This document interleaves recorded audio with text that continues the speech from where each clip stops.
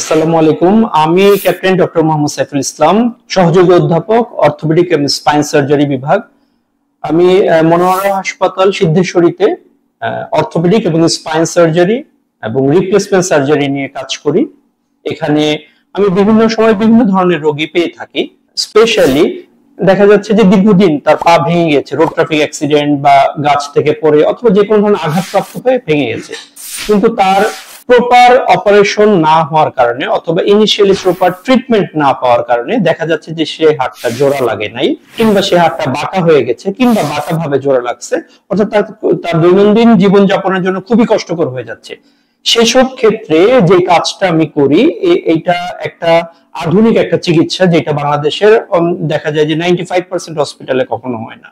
সেইটা হলো ইলিজারভ external ring ফিক্সেটর, একটা ট্রিটমেন্ট, যেটা রাশিয়ান একটা টেকনিক। এটা আমরা খুব কম সার্জন বাংলাদেশে এটা করে, আমি তার মধ্যে একজন, যেটা মনোয়ারা হাসপাতালে দীর্ঘ প্রায় 1 যুগ ধরে আমি করে আসছি।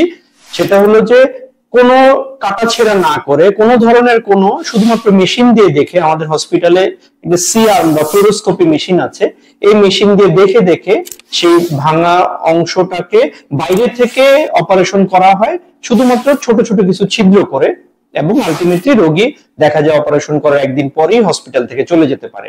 এবং এটা একটা লেটেস্ট টেকনিক।